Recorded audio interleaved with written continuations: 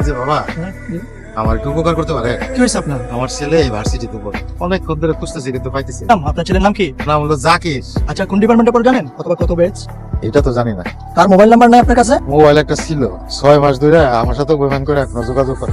আচ্ছা দাঁড়ান, দেখছি দাঁড়ান। হ্যাঁ ভাই, কই আপনি? আছি, আমি পুকুর পাড়ে আছি। গ্রাম থেকে এক টাকা আছে, বুঝছেন? তুমি তো পড়ে গেছে। আচ্ছা ঠিক আছে, লয়। চল। কোথায় বাবা? আরে আমগো হলের প্রেসিডেন্ট, মস্ত বড় নেতা।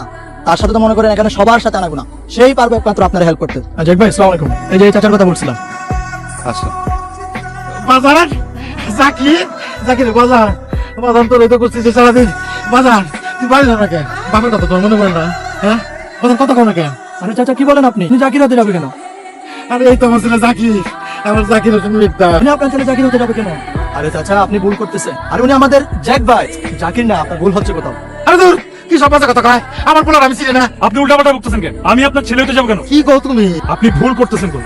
বাজার আমি গ্রামের মানুষ হতে পারি, আমার লেখাপড়া না থাকতে পারে, তাই বলে আমি আমার পোলারে চিনবো না? দেওয়া হয়? আরে বলছি তো, আমি আপনার ছেলে না।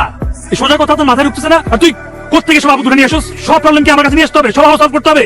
এখন এই গ্রামের লোক ভাবতেছে আমি তার ছেলে। যা এখন এই টাকা দেওয়া উঠে যায়। এইসব ঝামেলা আমাকে তার আনবি না। আপনার আমার ছেলে মনে করছিলাম। তো একটা কথা বল, আমার জাকির যদি খুঁজে পান তাহলে কোয়েন তার উপর আমার কোনো রাগ নেই। আমার তো একটাই ছেলে, তার উপর আমি কি রাগ করে থাকতে পারি বল? আর কোয়েন যে তার বাপের, তার উপর কোনো রাগ নেই।